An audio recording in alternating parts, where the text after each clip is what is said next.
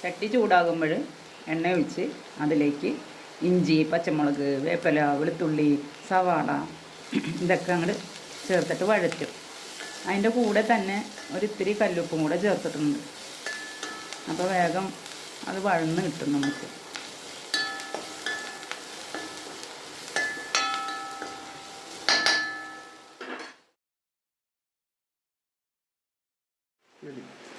രണ്ട് ഗ്രാമ്പു, ഒരു നുള്ള് പെരിഞ്ചീരകം, ഒരു തക്കോലത്തിൻ്റെ കഷ്ണം, 3 കഷ്ണം ചെറുത് കറുവപ്പട്ട, ഒരു ഏലക്കായ. ഇത് പൊടിച്ചെടുക്കണം നമ്മൾ.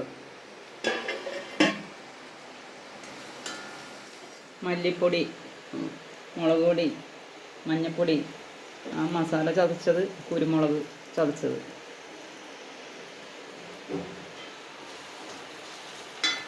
സവാള വഴന്ന് വന്നിട്ടുണ്ട്.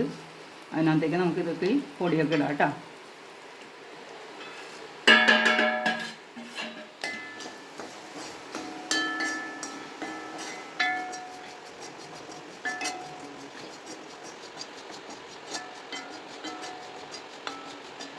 അപ്പോൾ പൊടി മൂത്ത മണം വരുമ്പോൾ നമുക്ക് അതിനകത്തേക്ക് ഒരു തക്കാളി അരിഞ്ഞതിടാം കേട്ടോ.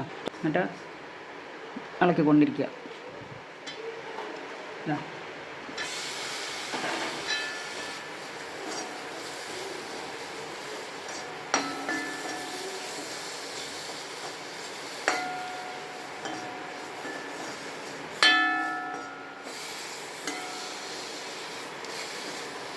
വേണമെങ്കിൽ തക്കാളി മിക്സിയിൽ അടിച്ചിട്ടിടാം കേട്ടോ.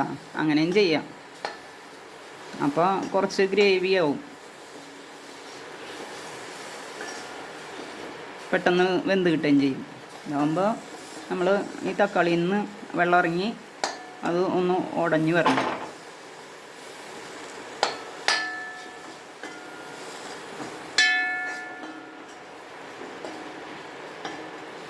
അപ്പോൾ ഈ ഒരു പാകത്തിലാവുമ്പോൾ നമുക്ക്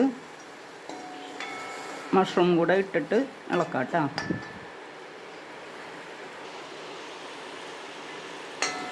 നമുക്ക് സ്പൂണിടാം.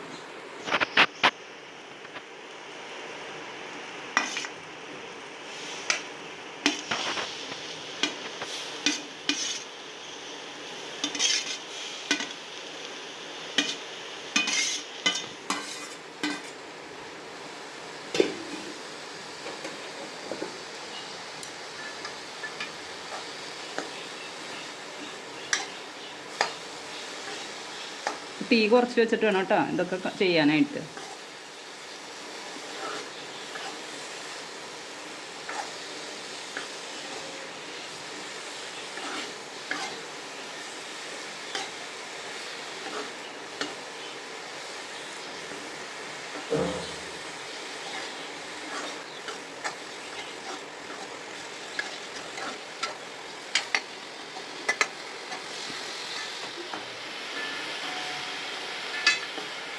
ഇതിപ്പോൾ കുറച്ച് ഡ്രൈ ആണേ. അപ്പോൾ അതുകൊണ്ട് നമ്മൾ കുറച്ച് വെള്ളം ഒഴിച്ചിട്ട് മൂടി വെച്ച് വേവിക്കും. ചൂടുവെള്ളം ഒഴിച്ചാൽ മതി. നമ്മൾ ചൂടുവെള്ളമൊന്നുമല്ല, പച്ചവെള്ളം തന്നെ ഒഴിക്കണത്.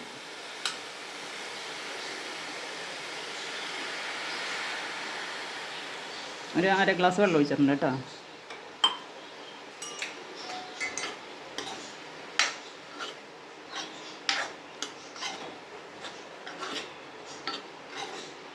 നന്നായിട്ട് ഇളക്കി മൂടി വെച്ച് വേവിക്കാം നമുക്ക്.